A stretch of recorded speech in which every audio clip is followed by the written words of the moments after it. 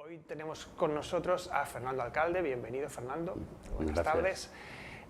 Fernando es ceramista, está establecido en su ciudad natal, que es Cuenca, y pues bueno, nos va a contar un poco sobre lo que hace.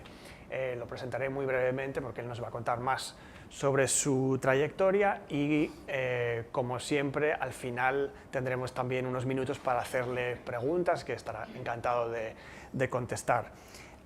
Fernando da sus primeros pasos en el mundo de la cerámica en el taller de otro ceramista conquense, Adrián Navarro, y esto le da la curiosidad, las ganas de empezar sus estudios de cerámica, lo cual lleva a cabo en la Escuela de Cerámica de Manises en Valencia, sobre la que nos contará más, supongo, y esto es entre el año 79 y el 82. Y nada más después de terminar, en el año 83, recibe un premio, el premio Fons Naver, en el 12º concurso nacional de cerámica en Manises. Y desde entonces ha dedicado toda su carrera exclusivamente a su oficio, a la cerámica. Participa asiduamente en ferias nacionales e internacionales, en exposiciones individuales y colectivas. También es miembro de SACO, la Asociación de Artesanía Contemporánea Española, fundada por Elena Godet, que fue también invitada a este ciclo y que comienza, si no me equivoco, en 2017. Pues Fernando es miembro desde entonces. Y pues bueno, para darles una idea de cómo es su agenda, bastante apretada, aunque no lo parezca, en este año 2022 ha estado, bueno, su obra ha estado en Maison Object en París, en Madrid Design Festival, en el espacio Bois et Fer en San Sebastián, en Madrid Craft Week, en la Galería Tiempos Modernos también en Madrid, en la primera Bienal de Artesanía celebrada en Cuenca y en Interiors en Javea. Y también este mismo año, hace escasos meses, ha recibido la Medalla de Mérito Artesano concedida por la Junta de Castilla-La Mancha. O sea que ven que tiene un calendario bastante lleno y lleno también de pues, logros, en concreto esta medalla que ha recibido ahora. Así que, bueno, Fernando, buenas tardes y cuéntanos cómo es ser artesano. Buenas tardes. Voy a contar un poco mi vida en la cerámica, ¿no? Como bien ha dicho Pablo, yo conocí la cerámica gracias a un ceramista de Cuenca, Adrián Navarro, estando en una clase de arqueología. Fuimos a que un alfarero nos explicara unas formas, en concreto eran de la edad del bronce. Y entonces ahí es un poco donde me empecé a enganchar con la cerámica. Empecé a ir a conocer un poco el torno y luego ya pasé a la Escuela de Cerámica de Manises porque quería profundizar más en la cerámica. Conocer diferentes técnicas, pero yo en un principio yo no conocía nada de cerámica. No tengo ninguna tradición dentro del mundo de la cerámica, pero bueno, fue empezar a ver el porqué, un poco las diferencias de un barro rojo de un cántaro a un barro con un brillo, con un esmalte, todo ese mundo que para mí era desconocido, y entonces vi que una escuela era un sitio donde te abría las puertas un poco a ese conocimiento. Entonces en la Escuela de Manises la suerte que tuve es tener, sobre todo el profesorado, eran maestros de taller, que no solo transmitían conocimientos, sino transmitían métodos de trabajo, que es lo que un poco en el mundo de la cerámica hay que combinar, ¿no? El conocimiento con todos esos pequeños, que más que secretos, son trucos del oficio, es el dominio del oficio, ¿no? Y luego, por otra parte, había una biblioteca pues, bastante completa, con lo cual te permitía conocer, aunque fuera a golpe de libro, pues otro tipo de culturas cerámicas y otras técnicas que en la escuela no se daban. Una vez que terminé, monté taller en Cuenca y ahí es un poco donde realmente empezaba mi aprendizaje. Ya es un aprendizaje sin red, no tienes al profesor al lado, que es el que te va a ir solucionando todos los problemas que van surgiendo, y es donde realmente empiezas a aprender. Partes con mucho conocimiento teórico, pero te falta pues la práctica, falta la mano. Entonces, bueno, pues ahí es donde empieza un poco el camino. Con dedicación, pues prácticamente me faltaba vivir en el taller porque era pasión lo que sentía por la cerámica, muchas ganas de conocer más cosas, de conseguir un color o un determinado tipo de esmalte, y ahí el único sistema es trabajo, trabajo y trabajo, ¿no? Ese es el único sistema que hay, ¿no? Y entonces ahí fue empezar a ir profundizando en el mundo de la cerámica, a ir un poco destripando todas las técnicas que nos habían enseñado en la escuela. Vas tocando diferentes materiales, empiezas a tocar el barro rojo, enseguida se te queda corto, dices yo quiero otra cosa, quiero más. Pasé a la mayólica, un poco todo el tema de pintura sobre cerámica, un poco con unos motivos un poco afrancesados, que es un poco lo que tenemos en España, como pueda ser un Triana o pueda ser Manises o Talavera, pero es igual otra técnica que se me quedaba corta. Y entré ya en la alta temperatura, que era un poco en aquel momento el gran logro, llegar a la alta temperatura, porque era como un poco lo inaccesible. Entonces empecé con el grés, que es un material que en España se va conociendo más, pero que no está dentro de la tradición cerámica española, porque lo que hay en principio en todo el país son barros rojos, con mucho contenido en arcilla, se cuecen a baja temperatura y permite una serie de cosas que viene a ser toda la alfarería popular. Y el grés permite otro margen de investigación, sobre todo con el mundo de los esmaltes. Ahí ya entramos en otras temperaturas, entre 1250 grados, 1300, y luego, para terminar con los materiales, está la porcelana como, digamos, como el barro cumbre, ¿no? El barro más complicado, y es un barro también muy especial a la hora del trabajo. El grés me permitió entrar también en el mundo de los esmaltes. Yo había conocido en la escuela, a través de libros, pues todo el mundo del esmalte oriental.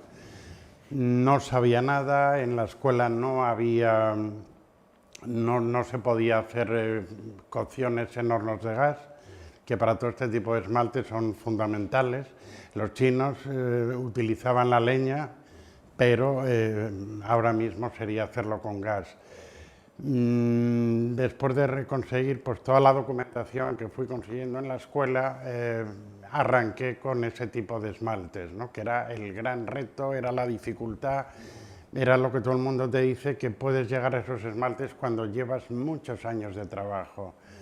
Luego te das cuenta que se puede llegar antes, que hace falta una práctica, pero que también hay que trabajarlos y hay que profundizar en ellos. Y estuve muchos años trabajando el grés. El enfoque que le di al grés es principalmente cerámica utilitaria. Me ha gustado siempre el uso de la cerámica, pues, porque es una forma también de jugar con los sentidos, no solamente a la hora de hacer la cerámica, sino a la hora de vivirla, sentirla, de tocarla. Cuando se usa una pieza, vas notando de frío, calor en función de lo que tenga dentro, la textura que tiene ese barro y ese esmalte, percibes y empiezas a apreciar pues, la rugosidad, las curvas, la forma que tiene. Y entonces ahí es un poco donde también he profundizado bastante.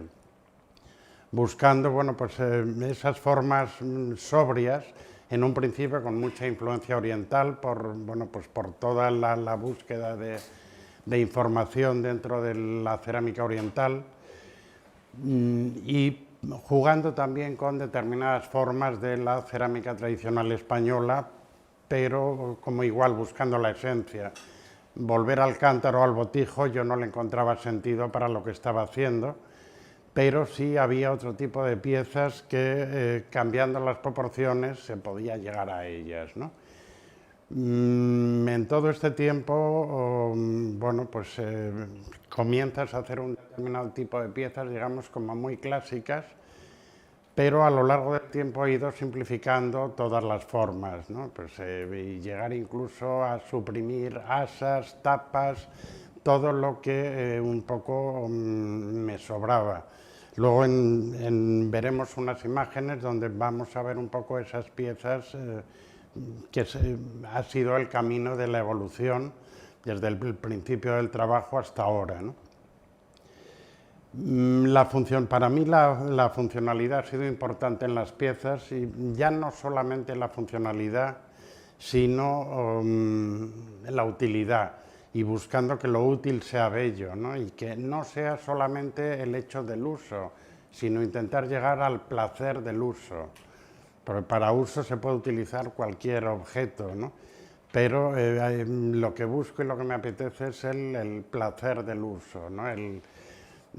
Piezas que están hechas como con mucho sentimiento, que hay como mucha energía, y intentar traspasar esa energía a la persona que toca o que tiene esa pieza, ¿no? Un poco ayudar a sentir. Y entonces son en las formas un poco que me muevo, formas tremendamente sencillas. Y luego también está todo el tema de esas formas sencillas, van unidas al mundo del esmalte, ¿no? Entonces, si se juega con los colores, si se juega con las texturas de los esmaltes, yo prefiero formas muy sobrias, porque si no sería piezas muy barrocas, una forma ya complicada y un esmalte también complicado, con mucha textura. Llega un momento que para poder apreciar texturas o colores prefiero las formas tremendamente sobrias y sencillas, ¿no? El mundo de los esmaltes en cerámica es un mundo pues, realmente apasionante, que no se termina nunca. Por una parte, por la cantidad de materiales que tenemos para hacer los esmaltes, y por otra parte, principalmente, el sistema de cocción. En cerámica hay dos sistemas de cocción, oxidante y reductora. La cocción oxidante es a base de oxígeno, es una combustión, digamos, normal, y la cocción reductora, lo que se trata es que entre en la menor cantidad posible de aire en el horno cuando se está quemando el gas. Por lo tanto, hay una mala combustión y ahí se forma bastante humo. Y ese humo es el que ayuda a hacer el cambio de los colores, ¿no? Y entonces, por ejemplo, luego veremos unas fotos de piezas en rojas. El rojo es uno de los esmaltes donde la reducción es más visible. Los productos que se utilizan en cerámica, sobre todo en alta temperatura, porque luego también hay una división de la cerámica por temperaturas. Hay dos bloques, alta temperatura y baja temperatura. La baja temperatura es donde se cuece el barro rojo y los barros blancos tipo mayólica, en las lozas. Y en la alta temperatura entramos en el grés y la porcelana. Entonces, en baja temperatura, por ejemplo, en la cerámica tradicional, se utiliza la galena, que es el sulfuro de plomo, con el mismo barro que se hace la pieza. Entonces, una mezcla más o menos, según el alfarero tradicional, al 50%. Y entonces ahí se consigue ese tono melao que podemos ver un poco en la alfarería tradicional. Y en alta temperatura el plomo, por ejemplo, ya no lo podemos usar, y los esmaltes son principalmente con cuarzos, feldespatos, caolines y como elementos bases para conseguir el vidriado. Luego hay muchos otros productos que son modificantes para conseguir diferentes texturas, brillos, mates, y luego están todo el tema de los óxidos colorantes. Los óxidos colorantes son lo que va a dar color a los diferentes esmaltes. En cerámica no se pueden utilizar materiales orgánicos porque el fuego quemaría todo. Entonces por eso son minerales para que el fuego lo único que hace es transformarlos, pero no los quema y desaparecen, sino simplemente se transforman. Entonces, los óxidos que se utilizan para la coloración, pues está el hierro, un cobre, manganeso, cromo, cobalto, principalmente son los óxidos que se utilizan. Luego hay otros óxidos, como puede ser el estaño, que nos va a dar los blancos, nos va a dar los opacos, y hay otros materiales, otros óxidos que son muy apetecibles en cuanto a texturas, pero el problema es un poco la toxicidad que tienen, teniendo en cuenta que en general todos los productos tienen mientras que se están manipulando, tienen una dosis de toxicidad, mayor, menor, dependiendo cada uno, pero hay algunos como el níquel, que yo personalmente, o el vanadio, prefiero evitarlos, bueno, pues porque el níquel produce quemaduras en las manos, en el contacto, el vanadio es tremendamente soluble en agua, y ya que se utilizan materiales un poco así, mientras que se están manipulando, pues hay algunos que prefiero no tocarlos, ¿no? En el mundo de los esmaltes realmente es un pozo sin fondo, ¿no? Donde se pueden sacar como prácticamente casi todos los colores, y ahí es un poco todo el tema del mundo de la química. Los esmaltes no se hacen al azar, sino que van todos pesados y medidos al milímetro para intentar conseguir poder repetir dentro de lo posible un color.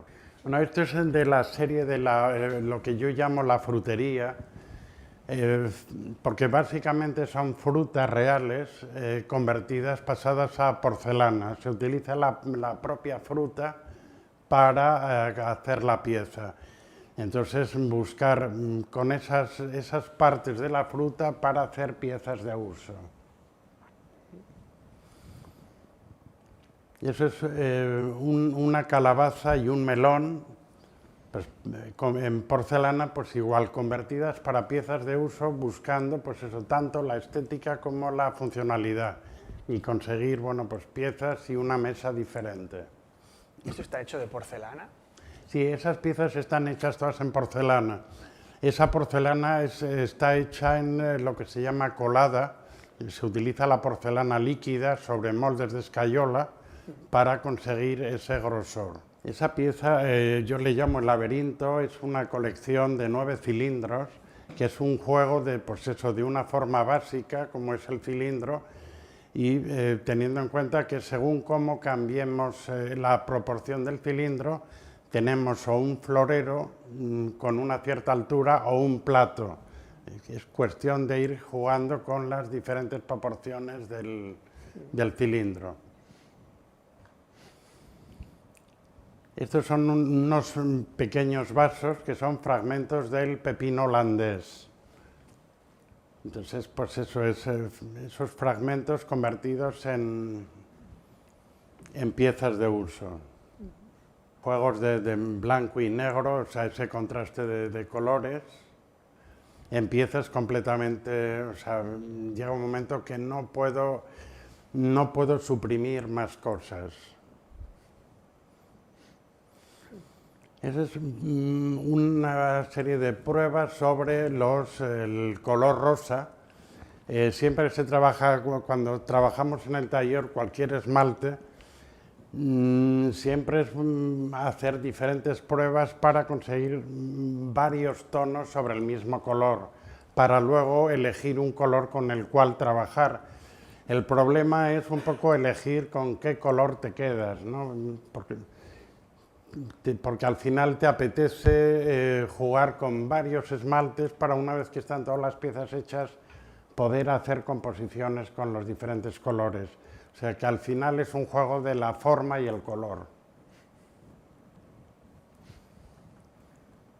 Igual cilindros con, bueno, pues un trabajo sobre con verdes principalmente de cromo. Todos estos verdes son verdes de cromo, y jugando pues con todos los productos químicos, pero básicamente la coloración es de cromo, que unas veces se le añaden otros óxidos para ir sacando diferentes tonos, ¿no?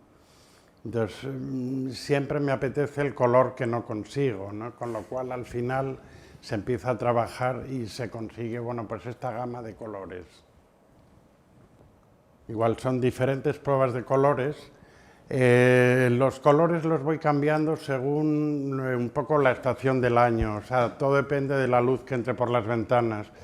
En un sitio como en la meseta, ahora mismo en pleno invierno, trabajar con azules pues realmente no apetece, apetecen colores más cálidos.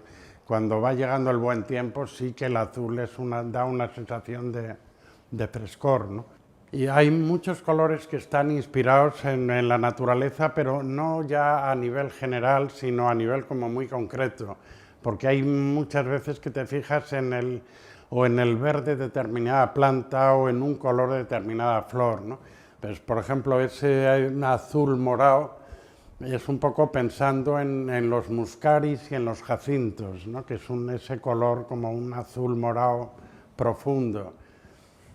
Entonces hay muchos de los colores que están, los verdes muchas veces están un poco sacados de cultivos de plantas que haces. Bueno, pues me gusta bastante el tema de la jardinería, y hay cultivar determinado tipo de plantas te permite observar que el verde no es un verde, que hay infinidad de verdes y se puede jugar con ellos, ¿no? Entonces muchas veces las plantas me han ayudado a apreciar y a descubrir tanto colores como texturas.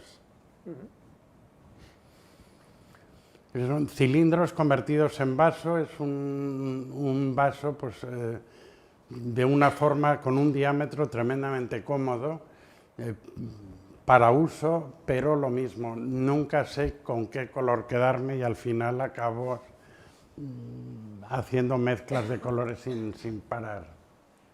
Y el asa te sobra. Las asas te sobran. ¿Las? Asas. Sí, no, el asa te aleja de la pieza. Cuando no tienes asa, la pieza la tocas y empiezas a sentir, ¿no? Entonces es buscar el placer en el tacto. Aquí ya hay diferentes formas dentro de las frutas. Esta es una sandía.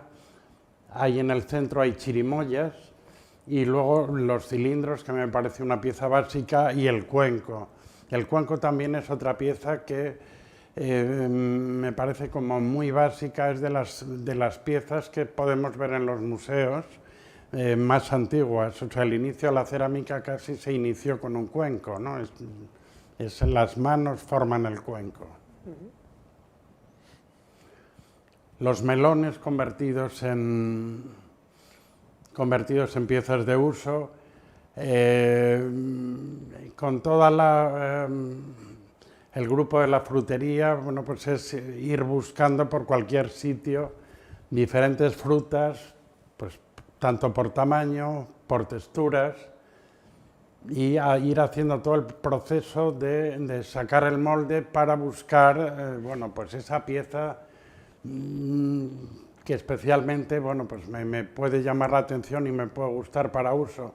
También es cierto que hay muchas veces que después de haber encontrado la fruta, haber hecho todo el proceso, una vez que se hace la pieza, pues te das cuenta que no vale nada, que hay que tirar todo y volver a empezar de cero. O sea que que hay que estar probando y no tampoco conformarse con lo primero que sale, ¿no? Son diferentes tipos de melones, o sea, toda esa textura es la que da el melón cantalupo, que es el que tiene más textura. En cambio, los de la parte superior es el piel de sapo, pero no utilizados en vertical, sino en horizontal.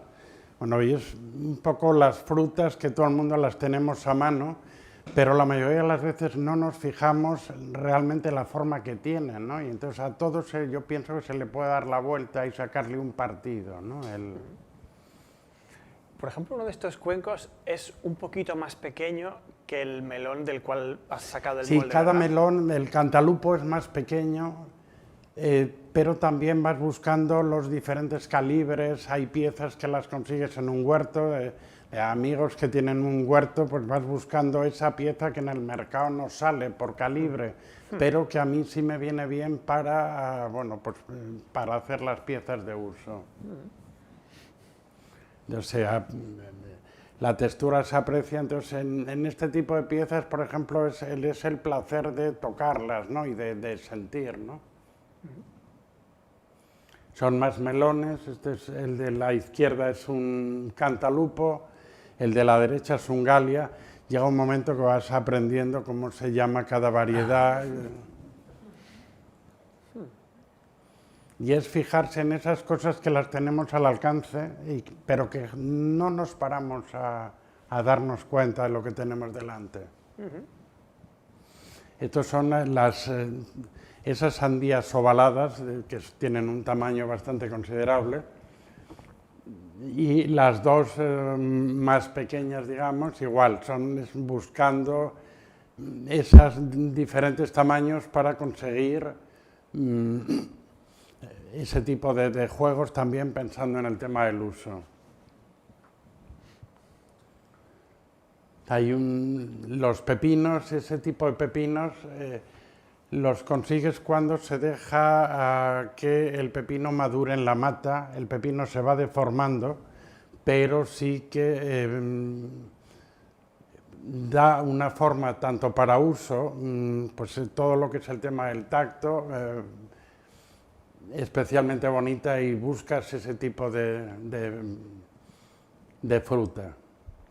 Y en este caso que se ve un esmalte como con dos colores. Ese es un esmalte rosa de cromo, entonces igual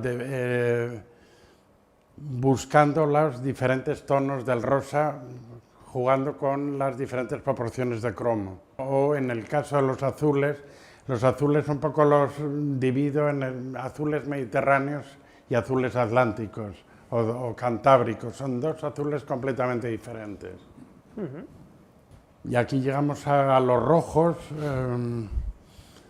que es el color más difícil que hay en cerámica. Los chinos es la única cultura que se dedicó al rojo. La composición de este esmalte es el cobre y se le conoce como rojo de China, sangre de perro, sangre de buey, y es un color que estaba destinado al emperador. En diferentes épocas chinas, el emperador era la única persona que podía tener piezas con este color. Y es un esmalte extremadamente complicado sacarlo. La composición, digamos, es un poco lo de menos, hay muchos recetarios donde se puede conseguir. El problema del rojo es la cocción. Es todo ese proceso químico que hay que hacer, que en un principio parece inexplicable, pero poco a poco lo vas comprendiendo. Entonces, lo que se trata es de un óxido cúprico, que sería un óxido de cobre verde, pasarlo a un óxido cuproso, que es un óxido rojo. Y se consigue cerrando la entrada de aire al horno cuando se está en plena cocción, para conseguir ese cambio. Y todos esos procesos de reducción hay que hacerlos en determinados momentos, tienen que ser reducciones muy fuertes, pero igual que se reduce el esmalte, cuando va enfriando el horno se puede volver a oxidar. Lo complicado es mantener esa reducción para mantener el rojo. Y que la reducción, siendo fuerte, que tampoco sea excesiva, porque si no el rojo también se escapa por la chimenea, se volatiliza. Entonces es un esmalte muy complicado, pero es el reto, para mí es un reto, y siempre, prácticamente en todas las cocciones, se pone esmaltes rojos, intentando el dominio. Un horno de cerámica siempre hay un porcentaje que es incontrolable, ¿no? Por mucha práctica que tengas, aunque tengas todo anotado, siempre hay una serie de factores que no puedes terminar de controlarlos, pero siempre es una sorpresa. Entonces, estos rojos, el esmalte siempre es el mismo en esta foto, pero depende del punto de cocción, depende de cada cocción, varía el tono de rojo. Estas piezas son de una exposición que se hizo un homenaje a un ceramista de Cuenca, Pedro Mercedes, y bueno, pues ahí decidí estas dos composiciones dentro del cilindro, una jugando en blancos y negros y la otra con los rojos, ¿no? Ya toda esta parte es ya cerámica claramente utilitaria, aunque para mí es toda utilitaria, pero es eso, el cilindro convertido en tazas y lo mismo, un poco sin asas para tocar, sentir. En un principio, cuando se hicieron estas piezas, yo pensaba en un juego de desayuno, pero son piezas que, bueno, la idea es que cada persona le dé su función.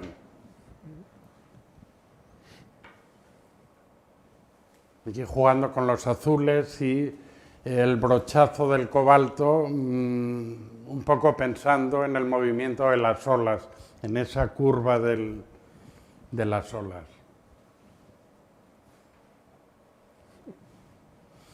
Las jarras, ahí es donde acaba, es la evolución de la cafetera tradicional. Pues poco a poco, en un principio sí que hacía la típica cafetera con el asa, la tapa, y hay un momento que dices, no, hay que buscar una forma que sea más útil, que se pueda usar a lo largo del día, que no sea expresamente para el momento del café, y si no la usas siempre puedes poner unas flores, ¿no? O sea que es jugar con el tacto, ¿no? El poder tocar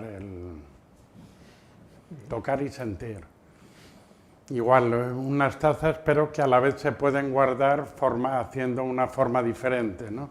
Jugando también un poco con el tema estético, ¿no? Y el juego. Por los colores esto se hizo en primavera, ¿no? O sea, pues esos colores, un poco como el resurgir de la salida del invierno y la aparición del color.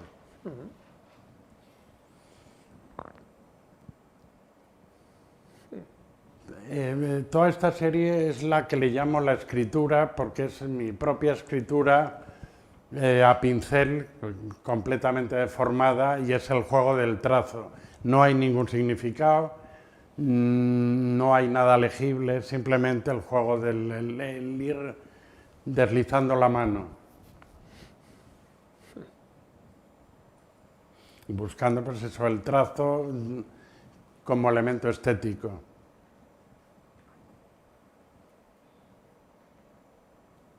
Estas piezas son de grés, este grés sí está torneado, siguen siendo esmaltes orientales.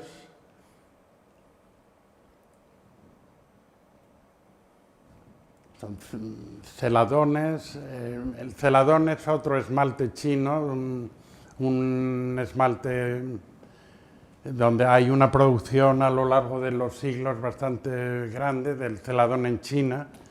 El celadón es el color del jade, igual que el jade como piedra tiene un color tremendamente variable.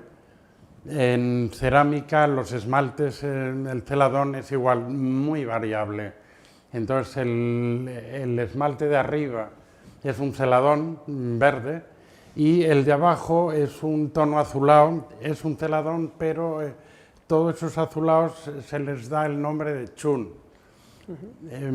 Se hicieron entre el 950 y 1200.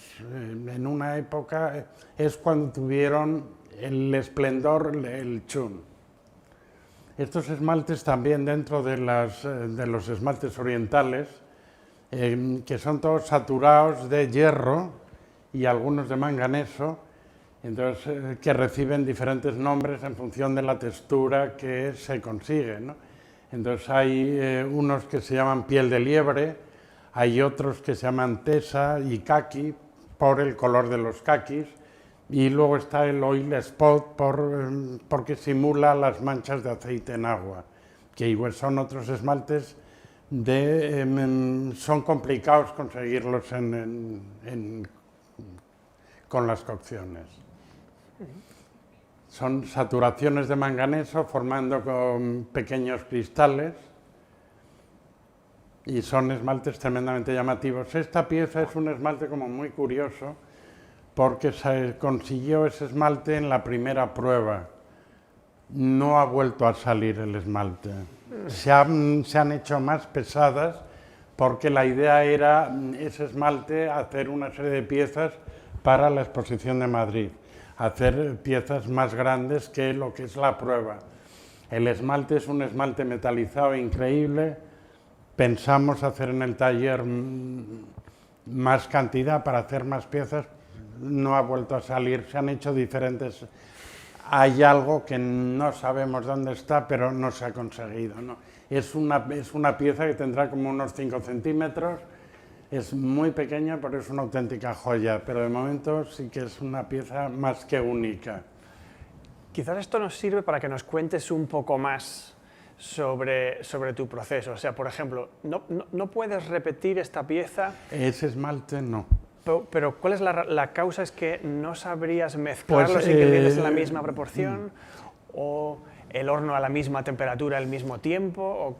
Cuando tienes una cosa de este tipo, siempre piensas que dices, ¿dónde he metido la pata? ¿No? O sea, ha habido un error. Piensas en que te has equivocado. Vuelves a probar y muchas veces, hay veces que dices, no me he equivocado, y sale lo mismo. Donde encuentras las diferencias pueden ser por varios motivos. Una de ellas es en el taller se parten de las materias primas y elaboramos tanto la pieza como los esmaltes. Entonces, en concreto, el feldespato, que es una roca, depende de dónde sea la procedencia de ese feldespato. Siendo feldespato, no tiene la misma composición un feldespato polaco o un feldespato argentino, con lo cual ya tienes una ligera variante. El esmalte puede ser válido, pero no consigues lo que tú quieres o lo que habías estado consiguiendo. Luego también en cada cocción es un mundo. Tratas de repetirla, llevas unas curvas de cocción, el tiempo que tarda en subir, mantenimientos, pero siempre hay factores que no controlas. Influye hasta que sea un día ventoso, el verano, el invierno, porque ya juegas al matiz. No es como la cerámica industrial, que es toda igual, no van a producción. Cuando vas al matiz, te das cuenta que hay muchas cosas que no puedes repetir y hay otras cosas que no quieres pensar, pero acabas pensando en brujería o magia, ¿no? Este es un ejemplo del oil spot, que se ven como todas las gotas, como si fuera aceite sobre el agua. Y esa es una muestra de la translucidez de la porcelana. O sea, el hecho de trabajar con la porcelana colada es conseguir grosores mínimos. Entonces, cuando la pieza se pone a la luz, se nota la translucidez. De hecho, pues aparte de los dedos, se nota la firma, ¿no? Y esta es la última. Pues bueno, tendremos muchas preguntas. Yo tengo unas cuantas. Fernando, ¿nos podrías contar, o sea, viendo lo que nos has contado y lo que me suena del mundo de la cerámica, Cuando hay infinitas variables y opciones, ¿nos puedes contar cómo es tu proceso de descartar ciertos caminos, como cosas que has decidido que no quieres hacer y en cambio te has decantado por otros materiales, otras formas, otras técnicas? Cuéntanos Sí, más sobre esto. dentro de los materiales, el decantarme con materiales de alta temperatura es porque había más campo un poco más campo de investigación. La baja temperatura a mí me daba un recorrido muy corto y en alta temperatura el tema de los esmaltes puede ser infinito, no solamente por el color, sino también por las texturas. Y eso es un poco lo que me atraía, ¿no? Y un poco el como huir del aburrimiento, ¿no? De buscar lo que no tienes, ¿no? Y antes, hablando contigo hace unas horas, me contabas, aparte de la biblioteca que ya has mencionado, que bueno, tu trabajo transcurre en tu taller y además tienes cierta tendencia a estar tú solo en el taller. ¿Tus fuentes de inspiración, cuáles dirías que son? ¿Tus lecturas, observación de...? Sí, en un principio, cuando arranqué, lo que tenía era un poco toda la tipología china metida en la cabeza, ¿no? Pero es una tipología que es completamente diferente digamos, a la cerámica europea, o más concretamente a la española. Entonces a mí me llamó poderosamente la atención. Entonces en un principio tratas un poco como no reproducir, porque, no sé, reproducir una pieza china antigua me parece que es de nota. Tampoco tratas de hacer esa reproducción, pero sí arrancas un poco por ahí, ¿no? Vas haciendo ese tipo de piezas, vas usando esas piezas y vas un poco viendo qué puedes suprimir por simplificar, ¿no? El tema del uso, pero también el tema del tacto, ¿no? De piezas que sean un poco abarcables con las manos, que se puedan sentir, ¿no? Un poco el tamaño, digamos, de mano son las piezas que más me apetecen por eso, por tocarlas, por sentir, ¿no? Y entonces ahí vas simplificando en cuanto a las formas. Te fijas mucho en la naturaleza a la hora de ver, sobre todo los colores. No utilizo muchas decoraciones, más bien pocas, me quedo con el color, pero hay veces que sí te apetece y sí te apetece hacer una serie de decoraciones, pero que estén como muy integradas en la pieza, que no sea un pegado sin más, sino que sea un todo, que sea un bloque. Y muchas veces acudes a la naturaleza por eso, la impresión de diferentes, sobre todo eso, diferentes frutas o diferentes hojas, y ahí es un poco donde te ayuda también a profundizar en el tema del color. Bueno, tengo que decir algo que es que quizás por deformación profesional, pero muchas de las cosas que estás diciendo resuenan con ideas de Bruno Munari, la exposición que tenemos ahora mismo todavía hasta el 4 de febrero, pero por ejemplo en el uso de la naturaleza, aprender de formas que hay en la naturaleza, o algunas de las decoraciones que usas en tus piezas con pues, las cápsulas del eucalipto, por ejemplo, ver cómo se pueden usar para hacer como una especie de patrón, son algunas de las cosas que Munari proponía en los talleres infantiles y en otros escritos, o sea que bueno, me ha recordado a esto. ¿Qué referencias tienes como libros que te han marcado? Hay un libro que a mí me parece que es un catecismo, que es un libro de Bernard Leach, que se llama el libro El alfarero. La traducción al castellano de Al alfarero o el libro El ceramista, que es un poco como un catecismo, es un libro muy básico, es un libro que tiene una lectura muy rápida por una parte, pero luego te ayuda a leer entre líneas, ¿no? Y un poco este hombre Bernard Leach, que yo creo que murió a finales del siglo XX, me suena, ¿no? Bueno, pues transformó toda la cerámica europea, ¿no? Porque metió toda esa savia oriental en la cerámica europea, ¿no? Entonces, en los años 80 es cuando en España se empezó a conocer un poco Bernhard Licht. Pues bueno, por favor, algunas preguntas del público. Si pueden, por favor, usar el micrófono para que nos puedan oír la pregunta también las personas que nos están oyendo. Te quería preguntar, por el tema de las cocciones, la porcelana suele deformarse bastante. Entonces, ¿haces tramos dentro de la cocción? ¿Qué tipo de tramos haces? ¿Cuántos tramos? Vamos a ver.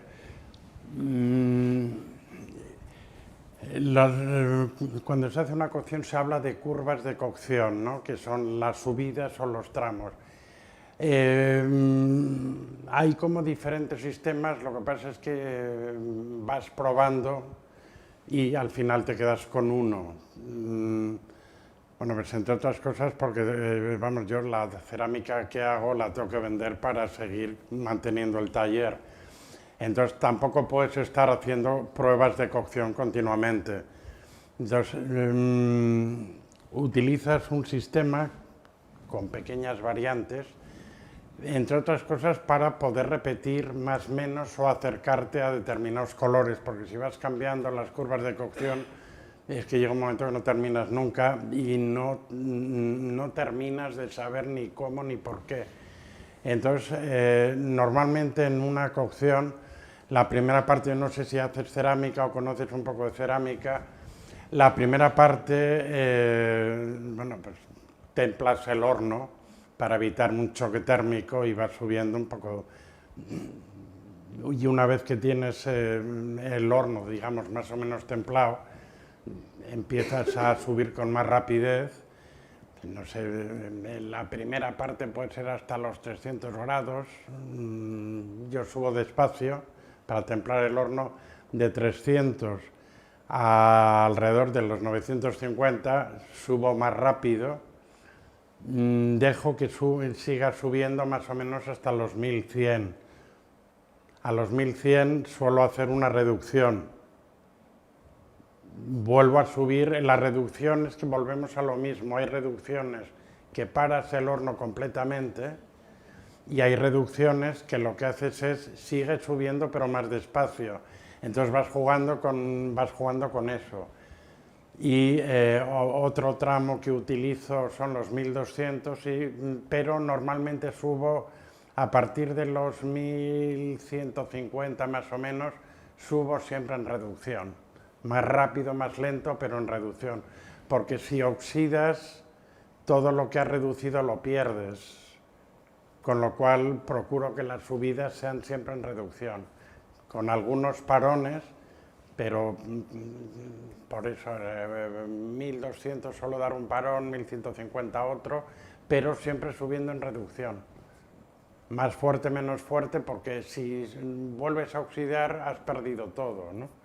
Y entonces ese es el sistema que utilizo y una vez que has terminado la cocción suelo mantener la reducción, lo que se llama la meseta, un poco para igualar el horno y ya ahí, a partir de ahí apagas el horno y va bajando. Hay cocciones como los saturados de hierro que procuras hacer las mesetas finales mucho más largas o incluso bajada del horno con muy poca presión y mucha reducción para que vaya bajando. Es más o menos, y tratas un poco de repetirlo. Las bajadas lentas con fuego las suelo utilizar en los saturados, en los rojos no, y en los celadones tampoco. ¿Tus cocciones son siempre de horno de gas? Sí, ¿no? Horno de gas. Es que en un horno eléctrico no puedes... Pensaba, a lo mejor habías hecho alguna cocción de leña, con leña. Es que no ¿Has usado leña? No, leña no, nunca he cocido con horno de leña. Hay una época en un principio que te quedas como muy pendiente el horno de leña, pero luego hay un momento que dices, mira, todo no se puede tener. Y luego aparte también si vas aprendiendo a base de hacer una cocción y otra cocción y tomando notas, y aquí ha salido esto, vamos a repetirlo, unas veces lo consigues, otras veces no. La cocción de leña es tremendamente larga y ahí yo creo que necesitas un maestro, alguien que te vaya dirigiendo con un horno de leña. Yo lo desconozco y ahora mismo ya no me llama mucho la atención. Me quedo con el gas, que me aporta como mucho placer.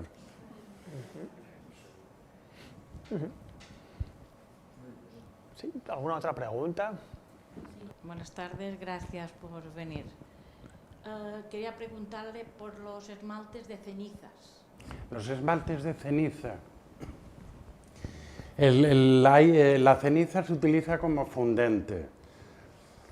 Son esmaltes, igual, volvemos a Oriente, son esmaltes muy llamativos. Hay una época que enredas con los esmaltes de cenizas, miras cosas que te ponen los libros de las diferentes fusiones que dan los diferentes vegetales. Ahí siempre viene todo un poco de Oriente, entonces siempre sale la paja de arroz, que aquí es inaccesible, o vives en la Albufera o no hay nada que hacer. Siempre te quedas con lo de la paja de arroz y luego llega un momento que haces una serie de pruebas que dices, hay que hacer las pruebas con lo que tienes a mano. Que tienes maíz, pues lo quemas el maíz o tienes un horno de pan cerca, te enteras con que cuecen y tienes, pues no sé, madera de olivo, de pino, de lo que sea. Son irregulares, son muy bonitas y ahí hay diferentes técnicas a la hora de usarlas. Yo cuando he usado esmaltes de cenizas lo que sí he hecho ha sido primero lavar la ceniza. Lavar la ceniza para quitar todas las sales solubles en agua. Si no se lava la ceniza, el esmalte hay que hacerlo y usarlo inmediatamente, porque si no ese agua tiene compuestos solubles. Entonces yo lo que hacía era lavar las cenizas hasta que el agua salía completamente limpia, y ya no solamente limpia, sino que la tocabas y no te daba esa sensación de lejía, ¿no? Que si en tiempo se lavaba con la ceniza porque hacía las veces de lejía, pues pasa esto. Entonces, una vez que ya estaba la ceniza limpia, pues era secarla para poder pesar, saber qué porcentaje de ceniza estabas usando en seco. Y un poco hay como diferentes, digamos, recetas, ¿no? Pero ceniza, cuarzo, carbonato de cal o ceniza, feldespato, cuarzo, con esos tres compuestos funciona el esmalte cenizas. Entonces yo el que más utilizaba era uno que tenía un aspecto de celadón, translúcido, con un poco de color y con un cuarteado muy pequeño. Y funcionan, lo que pasa es que tienden, también depende, luego hay que corregirlos, tienden a ser fundentes, excesivamente fundentes. Pero siempre hay que ir haciendo pruebas porque hay un momento que llegas a esa proporción para que no escurran. Y luego hay también lo que sí es bueno es hacerse con una cierta cantidad de cenizas. Entonces muchas veces un horno de panadero es el mejor sistema porque siempre utilizan más o menos el mismo tipo de cenizas. Pero yo recuerdo haber hecho pruebas de recoger muchos diferentes tipos de maderas o hojas secas. Tienes mucho, lo quemas, se te queda reducido a nada, te da para hacer una prueba de 100 gramos y llega un momento que dices, sí, está muy bien, es muy apetecible, pero hay un momento que también piensas que puede ser como muy bucólico. Dices, bueno, un panadero me va a conseguir un determinado tipo de ceniza que me puede permitir trabajar y sacar unas conclusiones reales, ¿no? Pero que si quemas ceniza de zarza, ceniza de leche, dices hay que ir un poco a lo práctico, ¿no? Nada.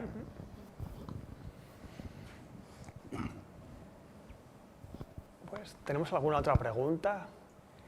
Si no, tengo una pregunta para terminar, y es, Fernando, has hablado antes, por ejemplo, de cómo en España entró nuevos conocimientos sobre la cerámica oriental en los años 80, o sea que hay un ingrediente de modas, digamos, o de ideas que que entran o sensibilidades que cambian.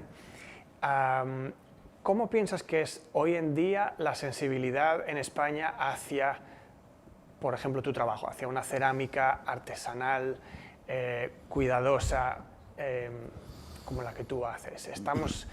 ¿La valoramos más o menos que antes? Yo creo que se está empezando a valorar más, pero yo lo que también veo es una cosa, que en España hemos tenido hasta hace, por desgracia, muy poco tiempo, hemos mantenido una alfarería tradicional que no hemos valorado, que estaba ligada al mundo rural principalmente, que es donde quedó el reducto en el mundo rural, pero no hemos sido capaces de valorarla, un poco la hemos despreciado. No, pues es como del pueblo, es de campo y tal, es un asunto tosco.